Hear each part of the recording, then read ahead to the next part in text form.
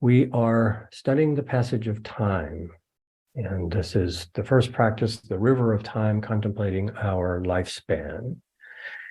Now, the reason that we do this is to understand ourselves.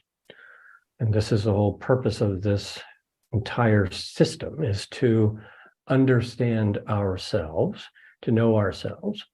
And in these practices, we will begin to contemplate something that is part of who we are from the very beginning of this body to the very end, and that is time.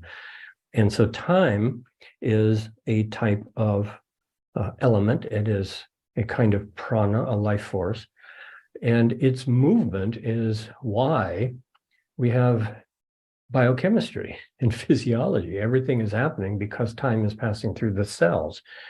And therefore, we come to a very interesting existential question that we're going to consider in many ways throughout this entire sequence of practices today and in the future classes. And that is, if we are contemplating ourselves, we're going to discover that we are made of different aspects of the universe. And time is one of the aspects of the universe. And matter is another aspect of the universe. And so we find ourselves contemplating the flow of water, as we did last week, listening to the stream of heartbeats. And this is literally the water element in the body. And we will study this connection with outer elements more as we go. And then the question arises, what is the relationship between my sense of self and water? And so we know that we have some liquid, and that liquid has been around the universe forever, and then it's in our cup, but it's not us. And then we drink it, and now it's us.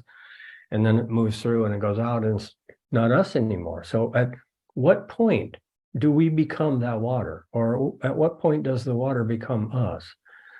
Or is it none of that? And so therefore, we study these aspects of ourselves, and we find that we are the universe in the microcosm. And that's easy to say and difficult to understand. But the same is true for the question of time. And therefore, when we are listening to the lifespan in the pulsations, we're listening to a force, a prana, a life force that is unfolding. And that is unfolding everywhere in the universe.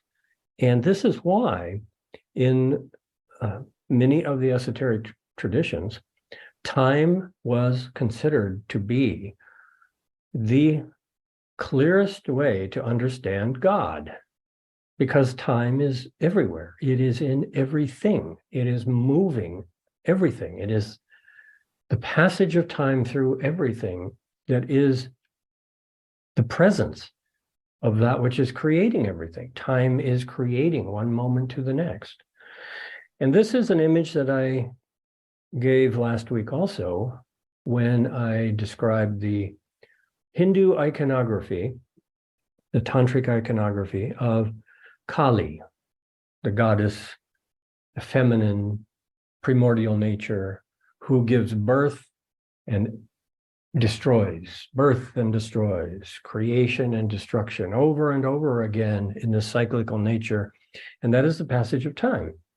And Kali is dancing, as I described, dancing on the corpse of Shiva, who is simply watching all of that happen. And that is the immutable, immovable part of our own consciousness. And so then, if we look at it through that lens, we find that that depiction is actually found in many different places. And we see the same thing in Vajrayana Buddhism of Tibet with Kala Chakra, the wheel of time, Kala Chakra.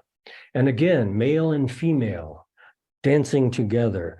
And this is basically a depiction of an aspect that we could say is creation. We are contemplating creation. And so when we are listening to the heartbeat and listening to the passage of time in the heartbeat, we are actually listening to the unfolding of creation. And the unfolding of creation is the activity of the creator.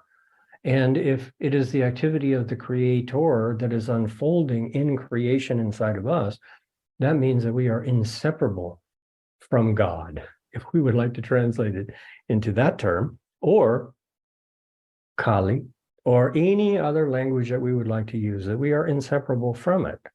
And that it is actually the background consciousness of who we are, that we actually have very little control over.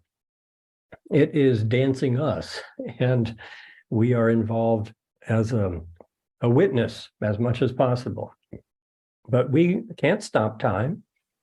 We can change our relationship to it in our consciousness somewhat. We can't stop it. We can't start it at will.